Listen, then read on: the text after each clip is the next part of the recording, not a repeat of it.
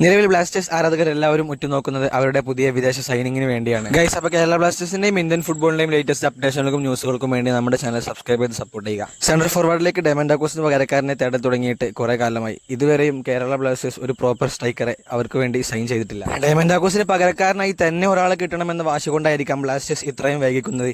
എന്തായാലും അത്തരമൊരു പ്രോപ്പർ സ്ട്രൈക്കറെ എത്തിക്കുന്ന കാര്യത്തിൽ കേരള ബ്ലാസ്റ്റേഴ്സ് അമ്പെ പരാജയപ്പെട്ടുകൊണ്ടിരിക്കുകയാണ്. അങ്ങനെ ഇരിക്കുന്ന സന്ദർഭത്തിലാണ് ഇപ്പോൾ ക്രൊയേഷ്യൻ സ്ട്രൈക്കറായ സ്റ്റൈപ്പ് പേരിക്ക എന്ന താരവുമായി കേരള ബ്ലാസ്റ്റേഴ്സ് ബന്ധപ്പെടുന്നുണ്ട് എന്നുള്ള വിവരങ്ങൾ പുറത്തുവരുന്നത്. കരോലിസ് താരത്തെ ഇൻസ്റ്റഗ്രാമിൽ ഫോളോ ചെയ്യാൻ തുടങ്ങി എന്നതും ഇതിന്റെ ശക്തി കൂട്ടുന്നു. 29 വയസ്സുള്ള താരം കഴിഞ്ഞ വർഷം ബെൽജിയം ലീഗിൽ 4 ഗോളുകളും 2 അസിസ്റ്റുകളും നേടിയിട്ടുണ്ട്. നിലവിൽ താരത്തിന്റെ മാർക്കറ്റ് വാല്യൂ 3.6 കോടിയാണ്.